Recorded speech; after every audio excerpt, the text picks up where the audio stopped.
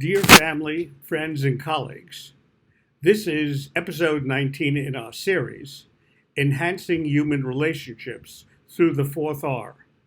And today we're going to look at the functions and risks associated with the critical and the nurturing parent ego states of transactional analysis. Now, in the previous episode number 18, we spent a long time, almost 12 minutes, explaining the 7 different ego states.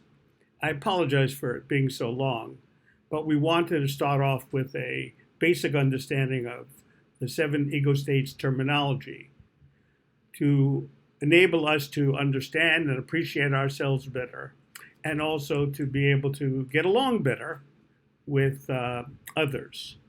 So in today's episode, Jackie Saunders, my life partner, and I will further explain the functions and the risks associated with the critical and the nurturing parent ego state. Okay, Jackie. Now, we need the critical parent ego state to help us determine what is right and what is wrong, both for ourselves and for our interactions with others. Too much critical parent for yourself could end up giving you a low self-esteem, not wanting to try different things, being afraid to venture out into the world. I met someone who I thought had critical parent low self-esteem, because when I met her upon moving to Century Village, I thought this place was wonderful, and she said, "Oh, this place, how could you like it? It's like an elephant's graveyard." And I looked at her, and I thought, this poor lady, she feels that she is all by herself because she doesn't venture out. She has such low self-esteem that she doesn't want to go out to meet anybody on a walk, doesn't want to join in any of the groups that they have here, activities at the clubhouse. She basically stays home and does housework. So, of course, for her, it was too much critical parent, not giving herself a chance to go out and try some new things. Now, on the other hand, too much critical parent in someone could make it difficult to get along with others. You might appear controlling, and you might make others feel inadequate. A person with too much critical parent towards others makes all the rules, decides when and where to do things, dominates the conversation, and I've had an experience with that type of person also. In a group card game, this person decided when we're going to start, how we're going to play, what the house rules were, and as we were playing, and of course socializing is a big part of playing cards, she was dominating the whole conversation. She was very controlling. She made others feel like we didn't know what we were doing, but of course we did, and it made everyone not enjoy having her in the group. So too much critical parent could have a very negative effect with others. Thank you, Jackie. Now we're going to look at nurturing parent. Now, nurturing parent is very important. We need to have a nurturing parent for ourselves and for others. Nurturing parent gives us permission to try new things, to learn new things, to develop friendships.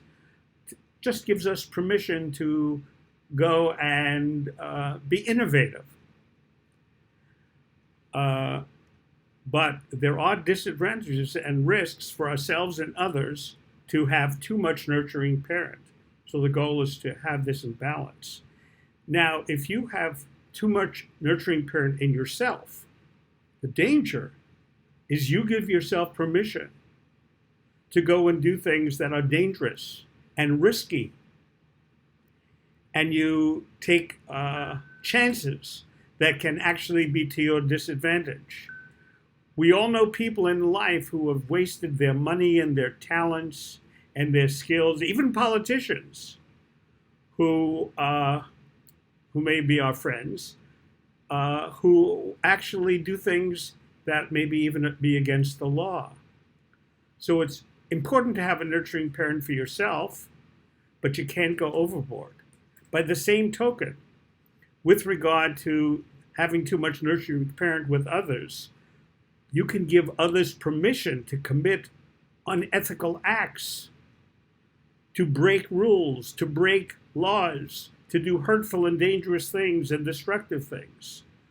So what we're talking about basically is balance. We need a balance of critical parent for ourselves and for others, and we need a certain amount of nurturing parent for ourselves and others, but not too much. And what we'd like to invite you to do is to discuss the critical parent and the nurturing parent with your friends, your relatives, and your colleagues, and talk to them about how much critical and nurturing parent do you have in yourself. Maybe they'll want to find out your perception of how much critical and nurturing parent they have in themselves. You may also want to talk about the dangers of using our own nurturing parent and critical parent for ourselves and for others. So please have a discussion with others about this. And in our next episode, we'll discuss the functions and risks associated with the adult ego state. I want to remind you to check on episode 18 for definitions of all the 7 ego states. And if you wish to present questions or comments about this video or about our entire video, you can simply send me an email at rdsolomonphd@gmail.com, or you can comment on my Facebook page, my Twitter, and my YouTube accounts. So we want to thank you all very, very much for being a vital part of our series on the 4th R, and we'll see you next time. Thank you. Bye.